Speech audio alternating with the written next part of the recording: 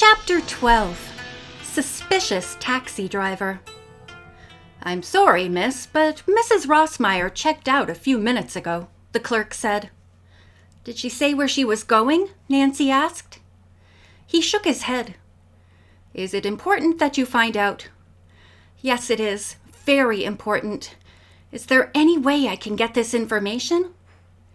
The obliging clerk asked his assistant to take over, then came from behind the desk. With Nancy at his side, he inquired at the travel agency in the hotel and asked several porters and the maid who took care of Mrs. Rossmeyer's room. His efforts were in vain until a porter, just coming in from outside, told him that the socialite had departed for the airport. Nancy thanked the kind clerk, then telephoned the Mise home. The maid answered and said that both Mr. Drew and Mr. Mise had gone into the city on business. "Then may I speak to the man who is guarding the house?" Nancy asked. When Mr. Natsuki came to the phone, she told him what she had learned about Mrs. Rossmeyer's departure. "Do you know where Mr. Mise has gone?" Nancy asked him. "Yes, to his bank." Nancy requested its name, then made a call. She was able to catch Mr. Mise and told him about Mrs. Rossmeyer. "Could you get in touch with the airport authorities and find out where she's going?" Mr. Mise promised to do so at once. Nancy returned to the beauty salon. She and Mrs. Mise paid their bills, then left the hotel. On the way home, Nancy told her companion what she had learned from the clerk, and that Mr. Mise would follow the trail. When they arrived at the house, Nancy went to talk further with Mr. Natsuki. She asked him if anything had happened since she had spoken to him on the phone. "Yes," he replied. "I saw a man sneaking around the house and taking pictures of both the first and second floors. Unfortunately, I could not get to him in time. He spotted me and ran like a deer." "What did he look like?" Nancy asked. "He was Japanese, of medium height, and wore a dark business suit. I got in touch with headquarters and reported it." Nancy remarked that the people who had been spying on the Mise property now obviously realized that it was being guarded. "I hope none of them will return." Mr. Natsuki agreed wholeheartedly. Nancy had just entered the house when Mr. Mise returned. Eagerly, she asked him if he had any luck chasing Mrs. Rossmeyer. "Yes and no," the Japanese replied. "I was told by the airline that she and her maid departed for Rome, but just before leaving, there had been a commotion in the terminal building." "A commotion?" Nancy asked in surprise. Mr. Mise nodded. "When the police rushed up, they learned that Mrs. Rossmeyer had been robbed of 2 strands of pearls and a valuable ruby and pearl pin." "How dreadful!" Nancy exclaimed, then asked if the authorities had obtained any clues to the thieves. "Perhaps," Mr. Mise replied. "Mrs. Rossmeyer said she suspected the driver of a private taxi that had picked her up at the hotel. She had used him several times before while in Japan and had always found him honest. But now he is a prime suspect because he was the only person near her during the trip to the airport. He took her bags and assisted her from the cab. The theft could have happened then." "Did the police get his name and address?" Nancy asked. Mr. Mise said Mrs. Rossmeyer had given it to them. "He is Joe Slate, a Japanese, although he was born in the United States. He drives Americans who speak only English." "Did the authorities get in touch with him?" "They called his home and there was no answer. When they went to his house, they found that he had disappeared. He lived in a furnished apartment and all his belongings were gone." Nancy wondered if he could be a member of the Caputi gang, since it specialized in jewel robberies. She asked Mr. Mise if immigration and customs officials had been consulted. "I do not know, but I will contact both of them," he said. Mr. Mise spent some time on the telephone.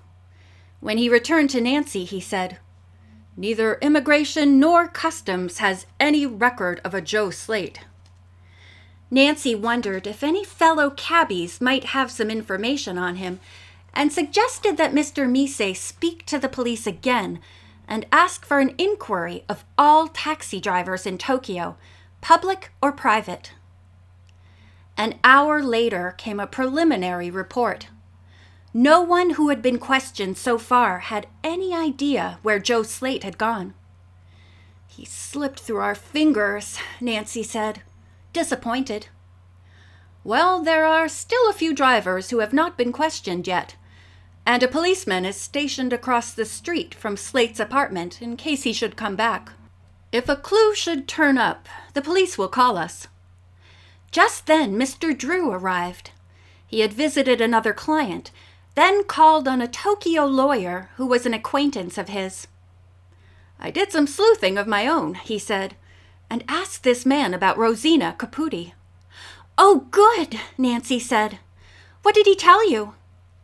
"She's still in jail because the passport she was using had been stolen from a woman she resembles. Fortunately, it's now in the possession of its owner. But Mrs. Caputi still refuses to tell why she was using a false passport to enter the country." "That's no news," Nancy said. "The news is coming now," Mr. Drew said with a smile. "Mrs. Caputi had a caller in jail. He gave his name as Joe Slate." "Joe Slate!" Nancy exclaimed. "That's the name of Mrs. Rossmeyer's private taxi driver who is suspected of having robbed her." She told her father the story and asked if he had obtained a description of Joe Slate. "He's Japanese, medium height, and speaks English without an accent," Mr. Drew replied. "He sounds like the same man who drove Mrs. Rossmeyer," Nancy declared. Mr. Drew frowned. "This is very puzzling. You say Slate has disappeared?" He had told Mrs. Caputi that he would get a lawyer for her.